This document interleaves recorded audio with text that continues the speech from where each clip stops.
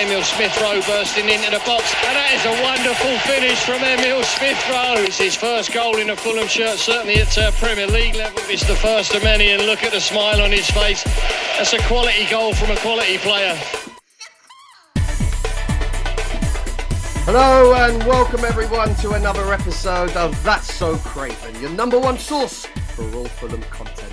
David Crave here, and people told me it was going to be a tough run of fixtures the last few games, but if anything, it's been tough for our opposition. First Spurs, then Brighton, and more recently Arsenal, 5 points from 9. And today we're going to be talking about how Fulham are going to make things just as tough for Liverpool on Saturday. Joining me, we've got two of your favourite That's So Craven podcasters. First of all, we've got Putney Perspective himself. As Scatman John would say, skibby-dibby-dib-ba-ba-ba-bo. It's Skibby. How you doing, Skibby? I'm very good, thank you. And you know what? There's a story behind that. Scatman John did write that song about me. We met one time, Louisiana bar, and yeah, we hit it off, and there you go. And all the story is in the song. But no, happy to be here. Like you say, we're playing well. Favoured podcast member? I don't know where you got that information. Oh, is there a poll that I can see? And I call everyone my your ego? favourite podcast members. I'll create the poll, realise I'm last, and then I'll cry myself to sleep. But no, happy to be here. Thank you very much for that intro. No worries. And look, really exciting today. The Pod Daddy's prodigal son is making a dramatic return. It's the lovely and ever entertaining Sam. How are you doing, Sam? I'm doing good. There must always be a Stark and Winterfell, and there must always be a Berenzi on the podcast. So I feel a bit like Sansa when Sansa goes back to Winterfell. It's not necessarily everybody's first pick, but she holds down the fort, and that's what I'm doing today. I'm sorry. It's a big deal when I return to do these things. But there's life. There is life outside, and sometimes life gets in the way of football. I've been watching Ted Lasso, and then I got nostalgic to be back in the fray, and the boys are doing good. And I was sick of the other two, and I just wanted to be with you guys. And I was like, how can I shoehorn myself in between Skibbity Doodah and David Crave? I love that David Crave has stuck the way that it has. I came up with that on the fly, and it's been a beautiful, beautiful thing. Anyway, let's get into it. Yeah, I totally adopted that. It was my Twitter handle about 30 seconds after you came up with it. It's so great. Yeah, so great. But right, so let's get started. I think we've got to do the quick shout for the Discord, but I'm going to keep it nice and short because I want to get into the action. So there'll be a link in the pod. Sign up, get involved. Get chatting. It's great. You'll love it. That's all I'm doing. Right now, everyone that's joining us on the show today, please make sure get your comments in, get your observations over. Abuse us if you like. We are all big boys here. We can take it. So everything's on the table. We're going to primarily talk about Fulham, but if you want to talk about where Sam's been or Sam's new haircut, please feel free. We're up for that too. So. Well, first things first, let's have a little look back at Arsenal. And if you haven't heard Monday's podcast with Skibby and Jack, it was fantastic. And I well recommend you going back, downloading that and having a listen. It's the guys really got stuck into, the terrible refereeing performance, Fulham's excellent defensive performance, and Arsenal's rather bizarre corner-taking regime. Covered in detail, was really worth going back and listening to. Skibby, any final words on Sunday? How are you feeling in the cold light of day? No, I think smashed it out on the pod. It was a great defensive performance. There was not much to say in an attacking sense, but I think given Arsenal's prowess, that was kind of expected. But yeah, I mean, Jim is right. Skibby's loving Burger more than Zhao at the moment. And dangerously, that was one of the comments that came out. Very controversial, but he does seem to be a more complete midfielder, and I'm going to stand by that until proven wrong. Until we start. I mean, the only thing I would say is Sander needs a few more goals in his game, probably from corners like Zhao did. But you know what? He's 6'5" unit. It's going to come, right? I mean, hopefully. But I stand by that, and I think there was some fantastic defensive performances. And you know what? It gives us confidence going into sort of Liverpool, right? Because Brighton is not an easy game. Arsenal, not an easy game. Arsenal really, I mean, their press was relentless. Like, people made some comments about Leno's kicking, and I was like, mate, from my perspective, like I was sitting 20 rows in the Hammersmith end, could see, when the ball comes back to Leno, took it out onto his right foot, so he was right in front of me. And I swear to God, I think he would get the ball out of his feet, and then Havertz would be no more than 2 strides away from him every time he got the ball out of his feet. And he had to get out of it quick. And, that's going to make you be a little bit less accurate. So I'm not going to have a go at Leno for that just because it was so relentless. But, going into these games back to back has been it could be quite a bit of a godsend, I think, in a way that it's going to be a similar game plan. There's going to be a heavy press from the front from Liverpool. And we're going to be ready, I think. And it also helps that Liverpool played last night. So, yeah, I think it's an exciting time to be a little bit optimistic. Yeah, I'm very high. I'm very high on Fulham at the moment, as you can probably tell. Yeah, I mean, my take for what it's worth, I thought, very, very good defensive performance. The game plan really worked at keeping Arsenal at bay. Of course, we gave up a lot of possession to them, but we kept them at bay. We scored a fantastic goal ourselves. And, okay, we had a terrible refereeing performance, but if looking back, I'm not sure it really cost us, of any points in the game. So generally, really pleased. Sam, I'm sure you've watched the game and everyone's excited to hear your view. So give us your thoughts on the Arsenal game. Oh, okay. Well, I was saying to you guys before we went live as well. I thought in general it was actually a really, really strong defensive performance because, as you said, like Arsenal was relentless in their press. But I actually thought we absorbed it really, really well. And considering Diop was there, it was really nice and really just gratifying to see that didn't actually change too much in the grand scheme of things. As Skibby said, Berg for me is just kind of come on leaps and bounds from when he's first got here, and he's so much more confident. I can't bring myself to love him more than Zhao, but I understand Skibby's perspective on that's okay. That's okay. Like I just didn't want to be that guy. I just didn't want to create like a gap between us. But like so, but you are right though. It's a more complete performer, and Polina was a kamikaze. This is actually like a refined, stronger depth within the midfield. I really love the partnership with Lukic at the moment. And to be honest, I'll shout out Jimenez first.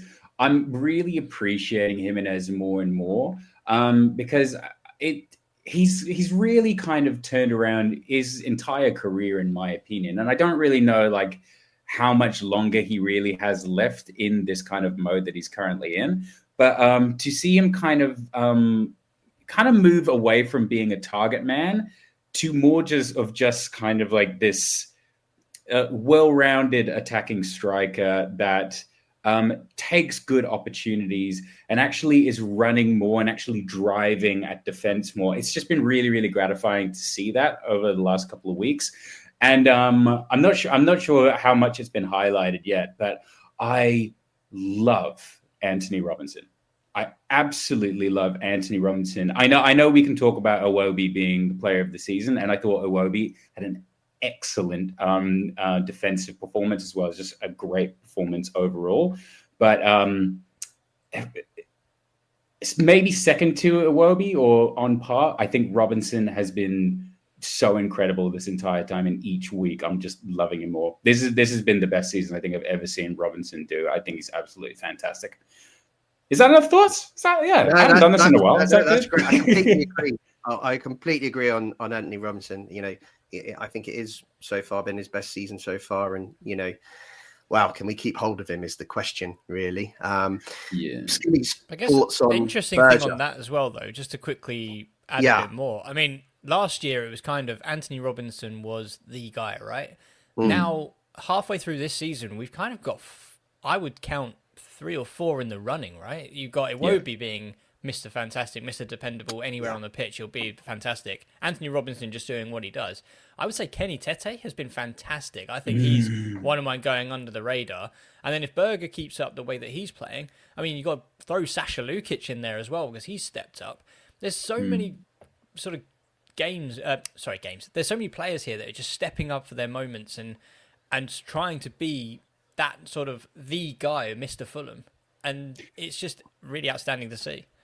Yeah. Right. Jack and Dad are here, so let's fucking throw structure out the window. Let's just talk. What is going on in terms of because there's so, as Skippy just said, there's so many good performances. Like, is it silver or is it just momentum right now that everyone's building off of? What's your take on this? Because I feel, again, I've been watching a lot of Ted Lasso. So is it just like optimism and positivity in the dressing room right now? Or is there something a little bit deeper? Let's get into the minutia, guys. Go on, Dave. I think it's it's a little bit of everything. I think it's a little bit of, good recruitment. I think it's certainly, a lot to do with Marco Silva creating like a great camp, a great place to play football. The morale in the camp, we were saying that pre-season looked as strong as it had ever been. So I think there's partly that. I think that tactically Silva's, got it right more than wrong this season. And we do have we built this momentum as being a really tough side to beat. And actually this year, the first time we're dominating more games than we had. Now that's not look back at Arsenal or the first half at Brighton, after that statement, but generally we've been dominating more games than we have in previous years. So things have just kind of come together, I think. And I wouldn't necessarily say it's one thing, but if you're going to push me on that, I probably would say Marco Silva. Skibby, what do you think? Absolutely. Yeah, I completely agree with that. I think whenever a manager comes in and they talk about a project, this is the project. So when, look at West Ham. They brought in a manager, Lopetegui. They expected overnight results. They wanted to be, we won the Europa Conference League, therefore we're going to be pushing on for... But if you don't have the foundation to push on and actually build something special, it's going to fail. And that's what we're seeing at sort of clubs like West Ham. And I think for me, Marco... Okay, he was very fortunate that he had a very strong squad when he came into the Championship. But nevertheless, he had a 5-year plan. And it's always going to be a bigger picture, a bigger project of this is how I want to play football. This is where I want to be. And these are the players. And, you can bring in certain individuals to make that work. And for me, Marco has built this fantastic environment. He's kept a lot of key people around as well to the best of his ability. I mean, Mitrovic and Palhinha were obviously priced out of staying, but he's built this core squad of Wilson, Kearney, certain players who played with us in the Championship, but also in the Premier League. And then, Harrison Reed. I'm trying to think of some others around there, but I'm Wilson, sure there are plenty. But it's then, adding in the quality. And I think that goes into two things with Silva is, one, adding quality players who will make the team better, but overall, will they be a fit for the atmosphere, for the actual dressing room? Because, you look at Man United, they go out and buy talent, don't give a rat's ass about, whether they're going to be good people or whether they're going to get on with everyone, but that's the other side of recruitment that no one really thinks about. And I think what we've done perfectly is Tony Khan and his team and the recruitment guys picking out players that fit the statistics, all that kind of stuff that he loves from an NFL background. But then it's also bringing in Marco to say, is this player going to fit into your dressing room? Will you be able to use him in the way that we want to? And I think that has been absolutely crucial. And, he's been taking on players such as Iwobi, Andreas Pereira, Jimenez, who have been, and Leno even, who have all been written off at their current clubs, basically. I don't think Iwobi was really... Iwobi was a starter for Everton, but he wasn't thought of that highly. But to now come into a team like Fulham, work under Silva for a year, Lukic being a fantastic example, and now pushing to be that absolute star player, that's all down to Marco for me. I think it's Marco with a sprinkling of recruitment kind of team analysis. But for me, it's all down to Marco to not just to bring in the player, but also nurture the player and bring them into making them feel like they are that star player. I want to highlight as well one thing that you've just said, because I'm actually at the point now. I've said it a couple of times, but I'm actually at the point now where I almost expect any player that Marco brings in at the moment, I give them literally about a 10-month grace period, because I'm just conditioned now that I know in 10 months' time they're going to fit the starting lineup and they're going to be great. And if they can do that quicker, I'm even happier. But the fact that I've got so much trust in him that I allow that, I can't think of a single manager that I would actually allow 12 months, especially in the Premier League. That says volumes. Hopefully, we'll get onto this, I'm sure, in a bit more detail, but hopefully Smith Rowe's one of those players that's just going to take time to acclimatise to the system, and maybe we'll see the best of him second half of the season, maybe, start of next year. I don't think we've seen the best of him so far. We've seen flashes. But we're now all of a sudden starting to get a little bit concerned, I think, amongst the fan base that he can really go missing sometimes for games. And shall we do it? Shall we be controversial? Shall we talk about it? Can we? Well, yeah, I think so. I think it's important because I think, there's a lot of positivity around what's going on at the moment. But it's also important to kind of look at areas where we can, potentially do better. And, we need to see a better performance from our record signing. We need to see more consistent performances from our record signing. Now, there's one person who can bring that out in him. I think you're right. I think it's Marco Silva. And but it just might be that he's going to take some time after a couple of years off, and maybe we're being a bit harsh on him. Maybe he hasn't played a lot in the last few seasons, and maybe this is quite a natural thing that it's going to take a little bit of time for him to get to his best. And we didn't pay 30 million or whatever we paid for him for this year. We paid for it for the next 5 years. So it's still time for him to come good. But we do, it would be nice to see him make a bit more impact on the game. Skibby, what you reckon? I want to hear you. I want to hear your 1-2 punch on this. David in the chat has just stolen my thunder, but I was exactly going to use the Lukic example of Lukic went completely missing in games. Come the summer, I think, if you listen back to our podcast in the summer, I think I was one of those who was saying I actually wouldn't mind if Lukic left because he's just not a fit for the team. He just seems to go missing, and it's almost like the pace just seems too much for him. But then, you give him time, you give him a chance for our tactics to adjust and for Marco to bring him in and use his kind of specialities.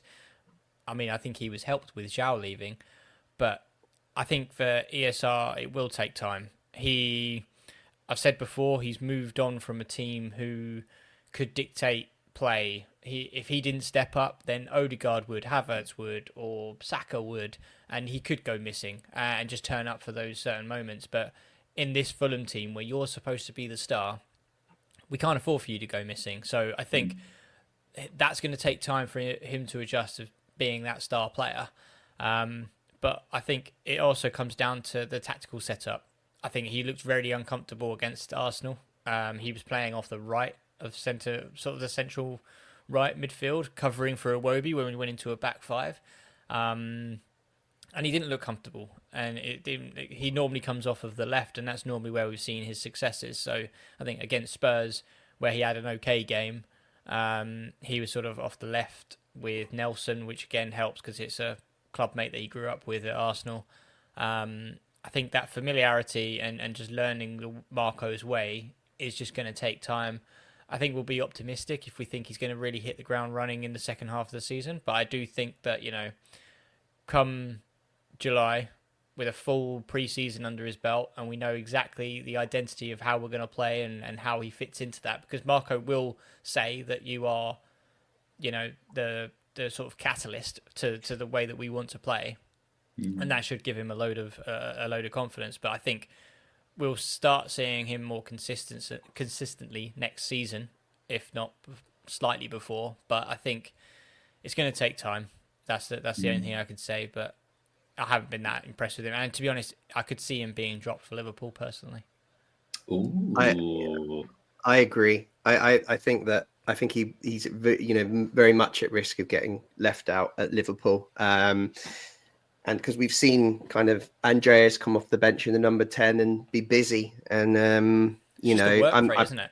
It's the work rate, yeah. It's the work rate, and if you've not, if Smith Rowe's not contributing, not scoring, not assisting, not really impacting the game, then you need the work rate at a very minimum, particularly in games where you're not going to have a lot of the ball.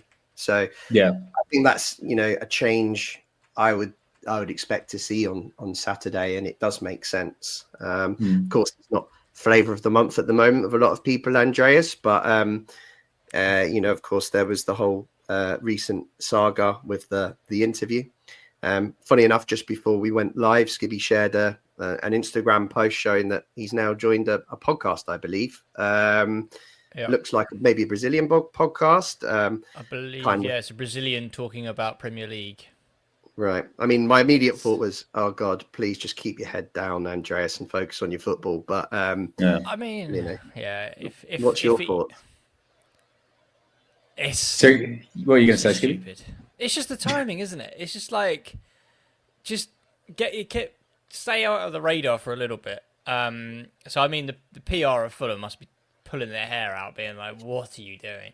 But I mean, I'll give him the benefit of the doubt. If he's talking about, is basically being a pundit and talking about other teams in the league and not talking about himself and where he wants to be in January, then fair enough. But yeah, I thought something was up when I saw there was a lot of engagement recently on Instagram. He was sort of saying like, "Come on, Fulham," and all this stuff, and trying to get behind the boys. And before the interview had come out, so obviously something had gone on beforehand. But he's now trying to sort of do the same thing again, and I get it, but it's just, I hope he doesn't say anything stupid, because we're just starting to get over it all. But yeah, it's just not the greatest PR move. Let's go under the radar for at least a month or so before joining a podcast.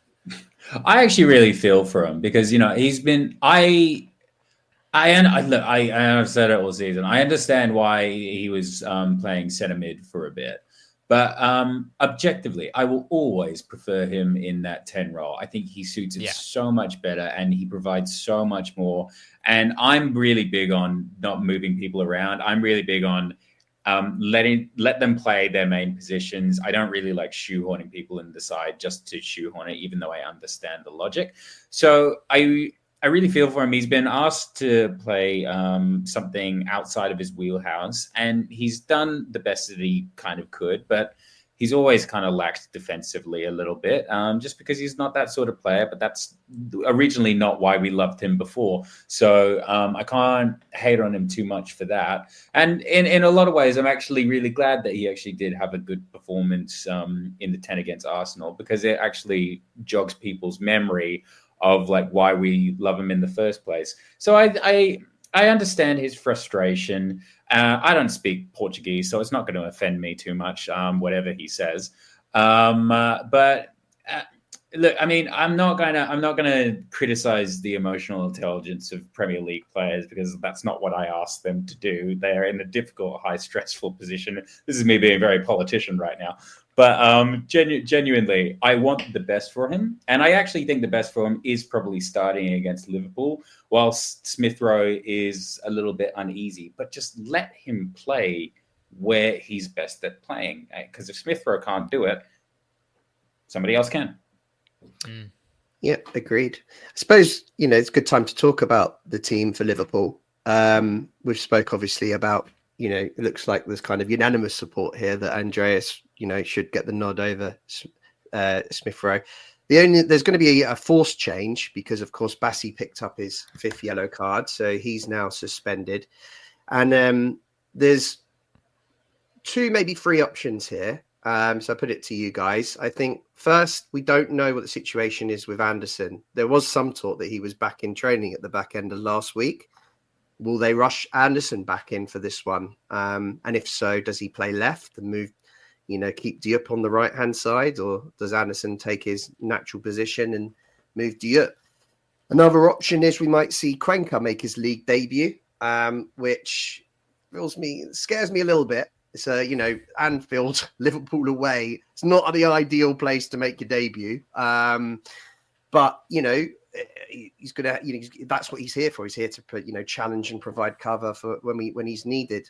And the only other bit of a wild card option I think we have is I noticed Silva in his press release pre Arsenal, or it was when Anderson was first injured, mentioned that Tete can also fill in at centre back. So that's an option too.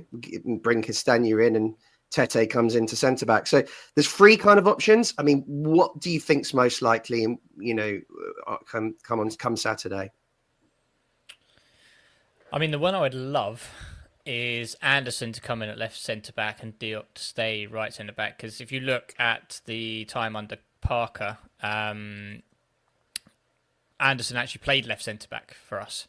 So it's not unfamiliarity for him. So that's a possibility, but obviously fitness is a question. If he can play there, then that would be my primary option. Cuenca, Diop, I think it fits the dynamic that we normally play, being ball playing centre back with a bit of a brute. Cuenca being the ball playing centre back, he's pretty good with the ball at his feet. And to be honest, when he came on against Arsenal, he actually seemed very aggressive, which I liked. He was kind of jumping over Gabriel Jesus and such to get the ball, and I liked that about him. I guess that's the other option is, do you go to a potential 5 with Diop in the middle, Tete right centre back, Cuenca being the left centre back, with sort of either Iwobi as sort of the right back, or the right wing back, and Robinson being the left wing back. So potentially that's an option as well. So for example, it's basically a back 4, but more often than not, it will go into a back 5. That's probably going to be option 2. But I can't see, it'll be difficult to sort of see Anderson come back in and Diop get moved. I don't think that would be an option, but I think the best option for us would be Anderson if he is fit, if he can make through a game, even if he can't make through the whole game. Probably worth trying him out and then bringing on Cuenca to sort of see the game out and trying to sort of combat it that way. But I mean, we saw, if you watched Liverpool last night, we saw there was vulnerabilities there. They didn't look that comfortable. They had a high press, which similar to Arsenal, but would Cuenca be the right person to deal with that press, especially when it's on your debut, when you're not used to Premier League speed? Is probably a higher risk than you'd think. So for me, you'd probably want to try and take a risk with Tete instead of Cuenca, if I'm honest. With that high press, he would just panic potentially and lose the ball. But that's kind of my view on that sort of back line. Yeah, it's what about you, Sam? Do you think what would you like to see? Put it that way. It's really hard. I don't really know what I would like to see, just because if Liverpool have kind of proven anything this season, is that they're extremely aggressive, and they can definitely concede, but they're way more likely to score because that seems to be their MO at the moment. And yeah, their attacking prowess is, they're top of the table. It's pretty clear how strong this change in management has actually been for them. It's really hard, because part of me thinks that you start Cuenca, the side is cohesive enough to probably compensate for any mistakes he might make if there's a back 3 of Anderson, Diop, and Cuenca. The only thing then is you'd kind of sacrificing potential attacking options as a result. So I don't really like the idea of Tete playing centre back just purely because of Liverpool's wing play being as strong as it is. Like I want that like as covered as physically possible, and the idea of like Castagna there, I really like Castagna, but I don't love Castagna for his defensive prowess. I love him for his touch and just for essentially what he can provide in terms of like crossing and just being a safe pair of hands. I think I would want to back three though, just in this for instance. I think if Anderson was fully fit, I would say Anderson and Cuenca with a little bit more chest. But in this scenario, I think I want to back three. Although I don't really know what I want against Liverpool in general, because I think they're really, really, really strong. But I do think we have enough defensive prowess to at least. It's hard because I like part of me feels that we should do a back three, but also part of me just also thinks maybe just put Cuenca and Diop and then just go guns blazing. It's really hard. I think the conservative in me says a back three though. I think it will, I think what's probably most likely is Cuenca comes in, as you say. And, there's a bit of a blueprint for these games now, like Arsenal, we saw it at City away, where, we can transition to a back five a back three by moving Iwobi back to kind of right wing back. And then Tete tucks in. You're right about Liverpool's attack. We've got to be wary of them down the wings. I think they've got the best attack in world football. If you think about the depth they have, the players, the attacking players on their bench, Jota and whoever it will be, could be Diaz, getting pretty much any other team in the league and across Europe, I think. So they've got so many attacking options. And we, our fullbacks, I think, are going to have their work cut out for them. So I think you're right. I wouldn't want to disturb that too much. But I do think that we'll see this blueprint of our more defensive formation on Saturday, kind of continuation of Arsenal.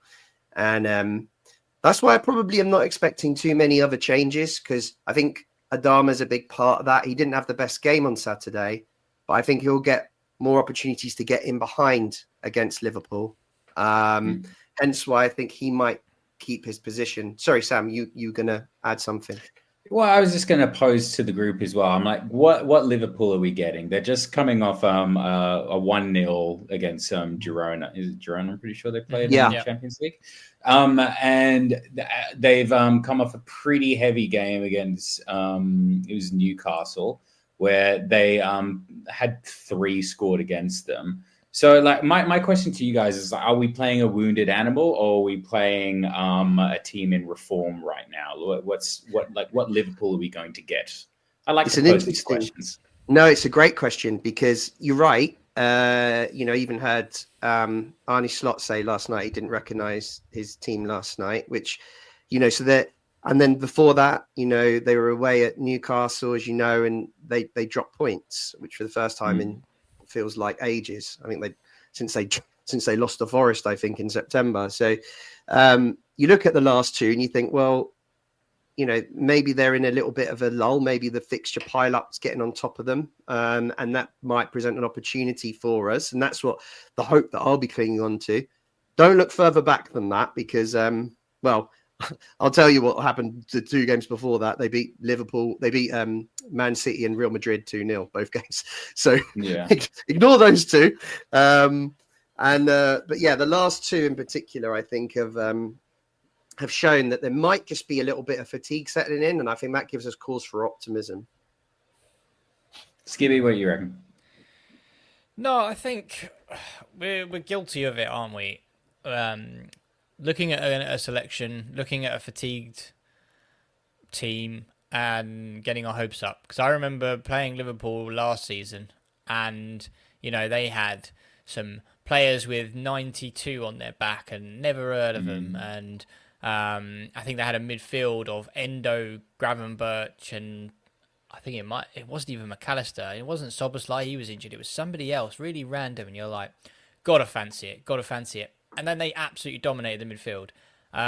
So it's one of those things about not overestimating the sort of the players, because they've got a very, very good squad. And I do think that there is a bit of luck in a way that we're playing them at the sort of the frantic festive fixtures as they were, where they are just playing like 3 games in a week. I mean, so are we, but at the same time, we're not flying to Italy and back in the same week. Yeah. So that again, that takes a lot off of you and takes its toll. I think I even saw that Villa were playing in Germany last night, and they had a chartered plane ready to take them at midnight after the game and get them back for sort of 2 to 3 a.m. at home. And then, do you have a rest day or do you have a half? It's really hard to sort of understand where you actually go from there, and your body clock's all messed up. So I do think that there's an element of playing them at the right time, because they've had injuries to Jota, Chiesa. They didn't travel to Girona, so they've had to highly depend on Diaz, Gakpo, and Salah, and Darwin Núñez, who is chaos but doesn't necessarily hit the target. But you're heavily relying on Salah now. I think he got 2 goals against Newcastle. Needed him last night to put away the penalty. It's just almost like if we can silence Salah, then you've got a really good chance of getting something out of the game. And there is nobody better in the league, or even I would say even in the world at the moment, to take on Salah than Robinson. And I mean, I loosely say the world because I can't really think of, unless you're Davies at Bayern Munich, I can't think of a better left back who's as athletic and as pacey as Robinson, who can just read the game so well. So, I mean, that is a fantastic matchup. And then on the vice versa, you've got Traore, Adama, who is easily one of the fastest players in world football, and he's going to be coming up against Trent Alexander-Arnold, who it just isn't very good defensively. So surely you've got your matchup built there, because Salah's not going to track him. So I mean, for me, it's these sort of matchups on the field, which is if we can control the ball and sort of soak up the pressure, and then look for that out ball on that sort of our left hand side, then we could start to see a bit of success. But yeah, it's just a really tough call in terms of a Liverpool side that's absolutely flying in the league at the moment. You've mentioned Robinson and Traore, and I think they're good shouts for like massive disruption. Is there anyone else key that you think will potentially be our linchpin outside of the obvious ones that we've spoken about? And we've obviously mentioned Berger before, and not getting like a goal, but him being a key component. Is there anyone else that you can shout out that you reckon is going to be the key difference? I think it's Berger Lukic, isn't it?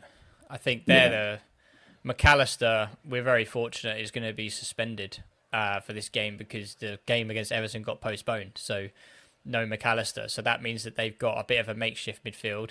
Again, contradicting myself literally 30 seconds ago where we talked about midfield and getting overexcited. But lean into it. But I mean, Curtis Jones is a very good player, don't get me wrong. But Gravenberch and Soboslai, it'll be interesting to see who comes in for McAllister. I think he played last night. See, for me, Skibby, I think that's like, that's like going to the bar and asking for a Prony and them saying, oh, no, we've only got Birra Moretti. Fine, quality, great. Yeah, exactly. They've got so many good options, you can't, I just don't see that being a big blow to them. I just think it just gives another great player an opportunity. So I'm not really taking too much about the injuries, but sorry, I've interrupted you there. If you want to carry on. I was just going to say the interest, like they're very intricate players. They make things happen. But what we've got in Berger and Lukic are two disruptors, two very very physical disruptors. And I mean, if you look at some of the highlights of Berger against Arsenal, there was Odegaard and Rice trying to make things happen, and he was just leaning on them, standing on them, and just protecting the ball. And I think that is going to be key, because I don't think that sort of players like Gravenberch and whoever comes in to that sort of central defensive midfielder partnership with Gravenberch, I don't think they've got the physicality on Berger and Lukic. I think if we're able to really disrupt them and basically just be a physical presence, then we've seen from Berger that he can win the ball back and then start to look at getting the ball quickly to Raul, who can then spray out one of these nice passes out to the wing, which we saw on, I think it was a half volley out to Iwobi. So I think that's going to be the key, is winning, sort of creating that mid block, allowing us to sort of pick up the ball in the midfield and then allowing us to sort of break. And I think for me, it's Berger and Lukic who will allow us to do that. I think for me, in a defensive setup that's potentially going to be Cuenca and Diop, you're not going to have some worldy passes. It's you're going to be, we won the ball, we're going to lump it up to potentially Jimenez and who look for the knockdown. So anything creative would probably come from our central midfield, I think. I was going to answer your question. Oh, sorry. So I was just going to answer that, your question about who else is key. I do think that Raul, he might have found a bit of form again. So he'd gone about 4 or 5 games of outscoring, and then he had one shot, one goal on Saturday. So maybe it's the start of another little purple patch for him. If his tail's up and if he's confident, because if he's not going to get many chances, you want a confident striker who's going to put them away. So yeah, he could be a key player, I think, as well on Saturday. Do you think it's going to largely just come down to physicality? Because then, like, my only reservation is there will come a point where basically we'll have to swap out either Kenny or Lukic at some point, and then at that point, it's going to be if we're swapping out for, say, like Tom Kearney or whatever, it's going to be going to the bar, and, to use your analogy, asking for a Peroni and then getting like a Negroni or something like that. It's not necessarily going to be what we need at that time. But is that going to be enough? Because do we have to be physical for the full 90 minutes, or can we allow some leeway to actually bring in players like Tom Kearney in this situation? Or is it just, does it have to be balls to the wall, be strong? Skibby, Tom Kearney's suspended, so we know he won't be an option, but there are other. I know, but like, I appreciate that. What do you think, Skibby? I think you're probably best equipped to answer that. It's all about legs. You don't have to be, for me, you don't have to be physical. I think basically bringing in that analogy of what you mentioned. So as long as Smith Rowe comes off the bench or Andreas comes off the bench and is running and actually putting the work in to sort of get bodies in behind the ball, then I think that still is as effective. I think, Berger and Lukic will be absolutely instrumental in that muscle holding the ball up and preventing just anything happening in that midfield area. But I think for Andreas Pereira to come off the bench potentially if he doesn't start, or vice versa for Smith Rowe, as long as they're putting the legs in and trying to get onto the ball, then that would be just as effective, especially as the game goes on. I think Josh King is a fantastic example there. I mean, against Brighton, I want to say, he came off the bench and was just a little terrier, just nipping and kicking and just letting them know you're there. And I think that is just as effective as someone who is a seasoned pro at holding up the ball and being physical in that midfield area. Yeah, I think Silva will try and keep the shape of the team as solid as possible. Throughout the game. I'm not sure we've got, unless we're chasing the game and need a goal, I think he'll stick with Berger and Lukic, and can see them playing 90 minutes just to kind of, give us that steal in midfield. But if we're chasing the game, then we have options. As I say, with the bench is decent, even with these injuries. We've got Josh King, we've got either Andreas or Smith Rowe, we've got Harry Wilson. They can all play centrally and make a difference. So I'm pleasing as well to see Muniz, who seems to be working quite hard off the bench now, which is good because he kind of his substitute appearances pre-Brighton when he started were pretty disappointing. He didn't really impact the game, but he looked quite up for it against Arsenal when he came on. He ran the channels and worked hard. So that's what you need off the bench, I think, on Saturday.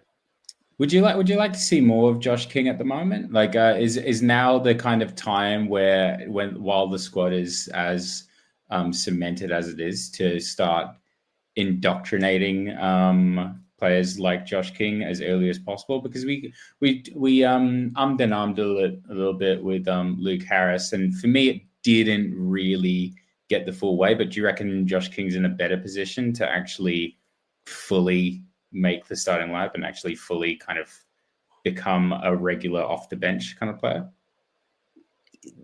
I think it depends on the opposition. So I wouldn't expect him to get minutes on Saturday.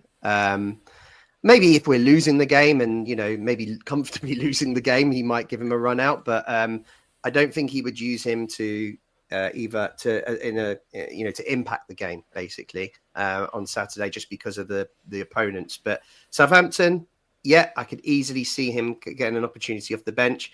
I know Jim's popped in the comments for a start, but I don't think he's there yet, and I'm not sure he comes in for. So I think it's I think we'll see him a little bit more and more off the bench in games, particularly at home, where particularly if we're ahead as well. So Brighton was a good opportunity because we were ahead in the game. Also, we needed bodies at that point, but he proved that he could do it, as Skibby said. So I think as the season goes on, we might see him feature a little bit more frequently off the bench. But I don't see a start anytime soon, unless it's the Cup. No, and I think just to add to that, I think for me, the centre of the park is very crucial to the game. And putting someone as potentially as inexperienced as Josh King in the heart of that, in the middle of a game, it just doesn't sit well with me. I think we're more likely to see what we saw against Spurs, which was Sessegnon come off the bench, move Iwobi central, or just let Sessegnon roam. Because, he may be, out of form, hasn't really played much football in the last sort of year, but at least he's kind of got a seasoned pro head on his shoulders that can grind out something. I just feel like it's just too much to rely on Josh King in such a crucial game, or not even a crucial game, but a very hard game, which could potentially ruin his confidence. Not to mention the age of the lad. I mean, I'm not going to sit here and pretend I know exactly what he's thinking, but I know what I'd be thinking, which is at 17 years old, growing up watching the Premier League, and I'm on the pitch with Mo Salah, I'd be like, Jesus Christ, I'd be a bit starstruck, Yeah, so true. But I think, I can't see him starting for Southampton. I think he'll play more minutes in those games. I think somebody even mentioned in the comments, which was like the run of games where we've got Ipswich, Watford for 100% you'll see him. West Ham and Leicester. I think those are definitely the games that you'll see him in. Hopefully we do the business earlier on, and we're able to sort of be a bit more comfortable in the game. But even then, I think if Leicester are chasing the game, for example, I still think Josh King is still someone to bring into that environment. I think just where we're under the caution, you're being pressed heavily, by Szoboszlai and things like that, and I just don't think that's the game to sort of bring him into, is the right environment. But yeah. No, I tend to agree.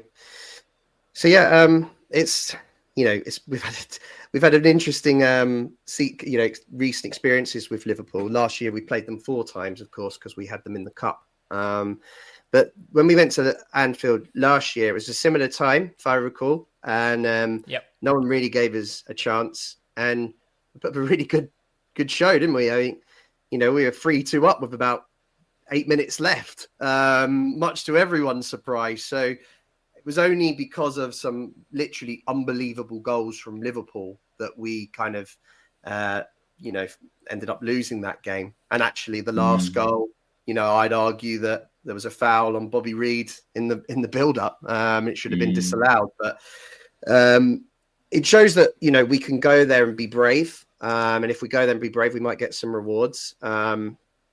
The Cup games, I think, came at a bit of a tricky time for us. We had some injuries and AFCON was on, so Iwobi and Bassi were missing. I do think if they were available for those games, it might be in a slightly different outcome, because we only narrowly lost. I mean, we lost 2-1 at Anfield despite being ahead, and then drew 1-1 in the second leg at Craven Cottage. And then you've also got the game later in the year, which was, I think, towards the end of the season, where we started to filter out a little bit at the end of last year. We ended up losing 3-1 at home. But generally, we give them the game, is the point I'm making. And I think if we're brave like we were last year and we seem a bit more defensively solid this year, I think there is reason to be hopeful and optimistic. Do you feel the same? I tend to feel that there's an opportunity. Yeah, I mean, we can probably go like into things like predictions now. I'm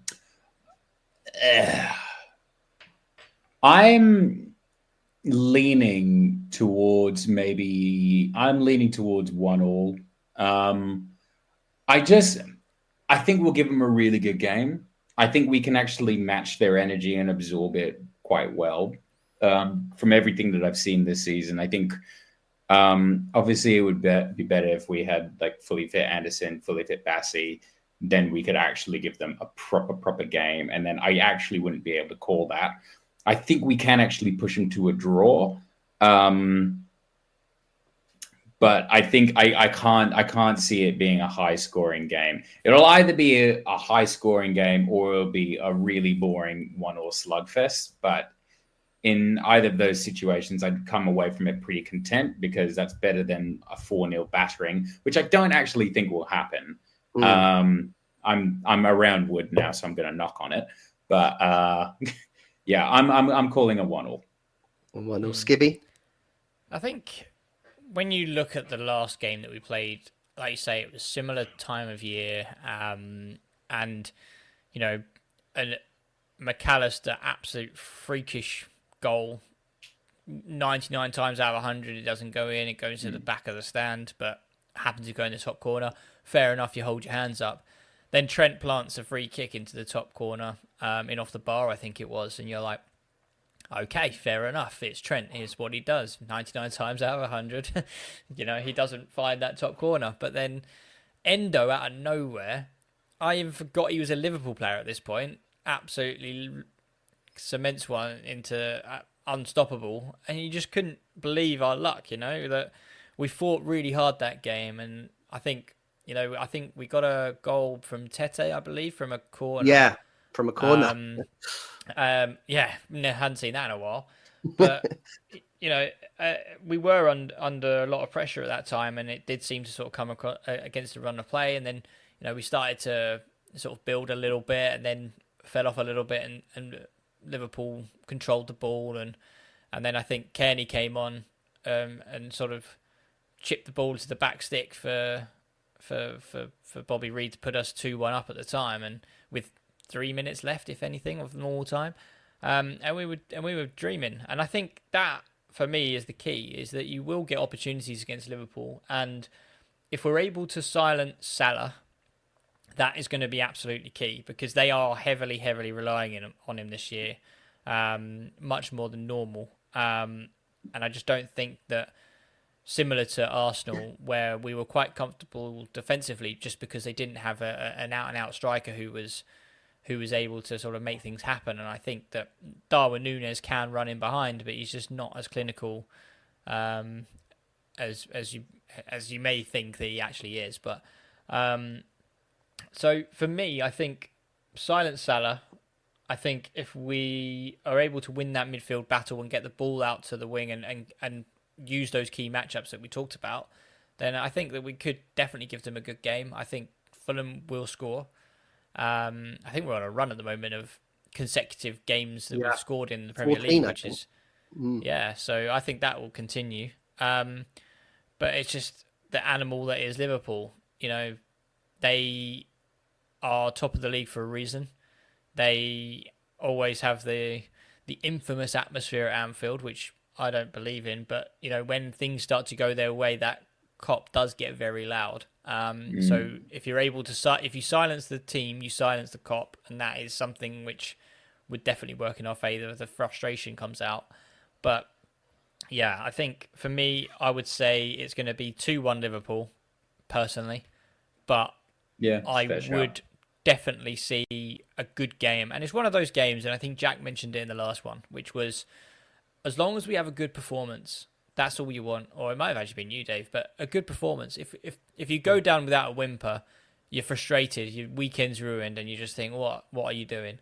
But if we went to Anfield, went toe-to-toe with Liverpool and came away 2-1 loss, I'd kind of take that, especially with the run that we're on.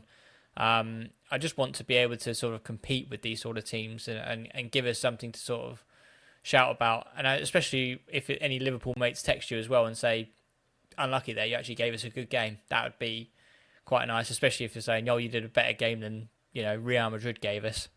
I think we're actually poised. I think we're in a great position now where we've kind of got over our giant killer moment. I think we're at the stage now where we can go to, say, Man U, and then there's a realistic opportunity that we might beat them. We can, as we've seen the last couple of times we played Arsenal, there's a realistic chance that we will beat them or at least go toe-to-toe. So we've kind of, it's not unusual that we might actually give teams like Liverpool a run for their money, which I'm incredibly proud about. I'm glad I have a platform to actually say how proud I am about that. And I think we will get that. Sorry, Dave. You take it home. My prediction: 3-1 Fulham. I can't accept that. No, that's ridiculous. Well, look, that's something that my dad would say. That's bullshit, man. Sam, I tell you what, the last two games I predicted 3-1 to Fulham against Brighton, and then I predicted a 2-1 loss to against Arsenal. So not bad. And then today, I just think these big teams, they have a wobble in the season. And, we might have just seen Liverpool at the start of theirs dropping points to Newcastle and having a pretty poor performance against Girona. I think that we might surprise them. I think that we might defensively put in a good show and maybe take our chances. Maybe Traore makes up for the Man City game away earlier in the season. So I don't know why. I just fancy it. I fancy us. So I'm going to stand by it. I'm going to say 3-1 Fulham. And my God, wouldn't we all be pretty buzzing on Saturday evening if that was the case? I'd certainly be watching Match of the Day, that's for sure. It's rogue, but it could be beautiful. And if it is, then I will take it. I will take it with both hands. Good. Well, before we wrap up, I did notice on our Discord, we have this little section called Just Ask Sam. And Skibby put a little message out before the pod today to see if anyone had any questions for Sam. And normally Sam answers them in very much Sam's way on the Discord himself, but decided that we'll do it live. So, Sam, this is for, and I've seen you've already answered it, but you're going to have to answer it live. Yeah. So we'll go back. So we've got, it's from MYS 2020, which is Mark, who has been on the pod before. And he's got two questions. One is a serious one and one's a not so serious one. So the first one is you get to add two new rules to the beautiful game, one serious, one not so serious. What would they be? So what do you think? What's the serious one and what's the not so serious one, Sam?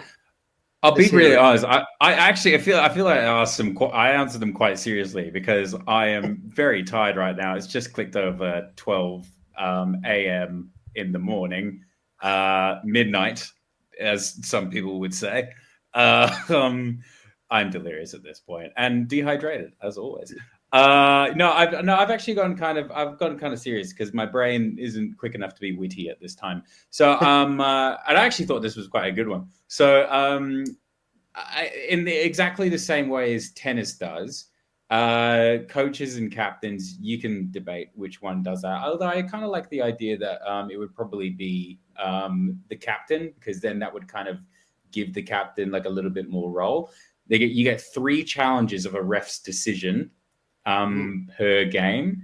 And then so if you're going to bust them all out, then you're just going to waste a whole bunch of time. But then that's what you use VAR for, because then it goes to a forum and then you actually decide whether that was the right call that the ref made.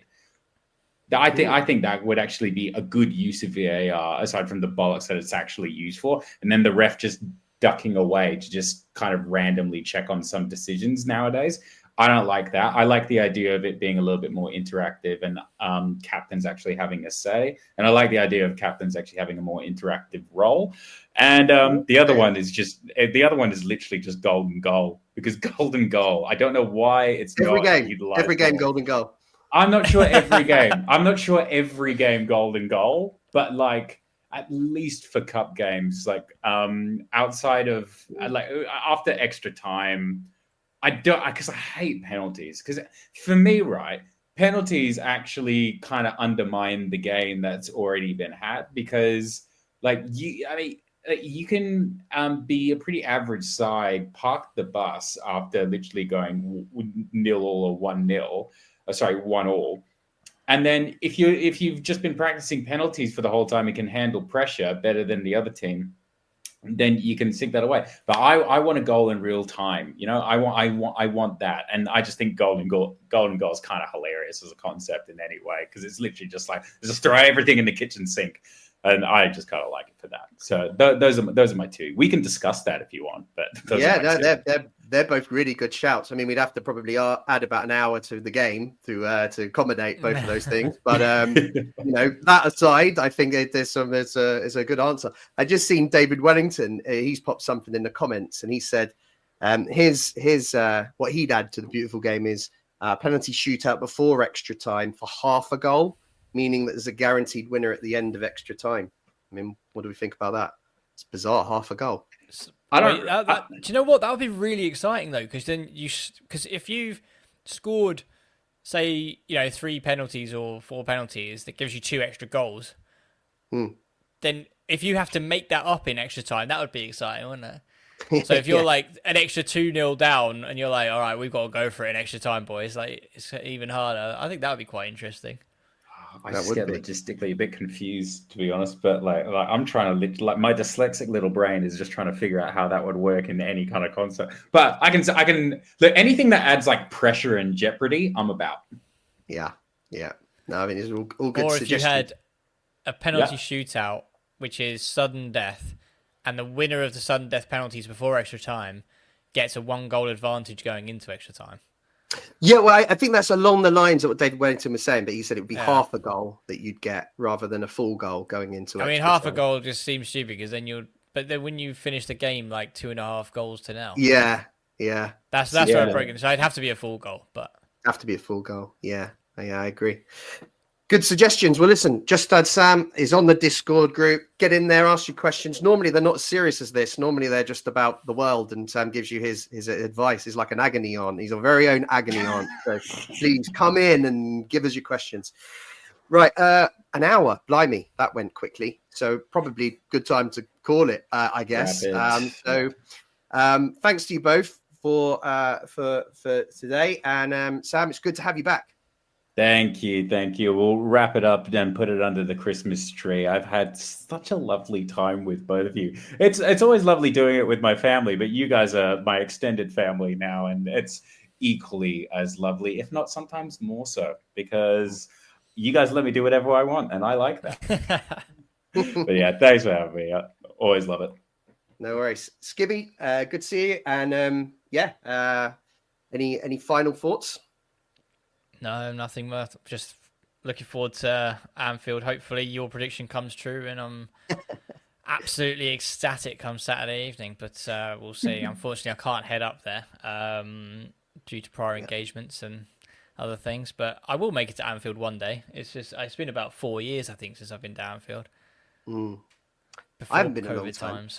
I haven't been in a long time, I must admit. I wanted to get up for the Cup semi-final last year. I can't remember why I couldn't go. There was a legitimate reason, but it's escaping me now.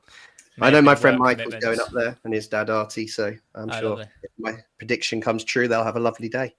Well, I live in Melbourne, so I'm not getting there anytime soon. Unless you guys want to fund that, like let's start a GoFundMe to get Sam there, and I'll send selfies that will justify it. We could put a fee. Discord. Huh? We could put a fee on the Just Ask Sam questions, you know. Oh yeah, yeah. That might be the way to do it. For my own charity. I think what we do, we send Sam with a camera and a microphone to go interview the players, almost like Tubes from Soccer AM, just asking them the Sam questions. How good would that be? Just nothing about football. Just nothing about football. Just me being like various players' clairvoyance. Brilliant. Okay, well, on that note, we'll call it a day. I'm sure we'll be back early next week with our post-match analysis on the Liverpool game. We'll also do a preview for Southampton next week as well, so keep an eye out for those. Thanks, everyone, for following along in the comments and giving us your questions. We tried to get to as many as we could. But yeah, let's look forward to a good Saturday, and everyone praying my prediction comes true. Come on, you waits.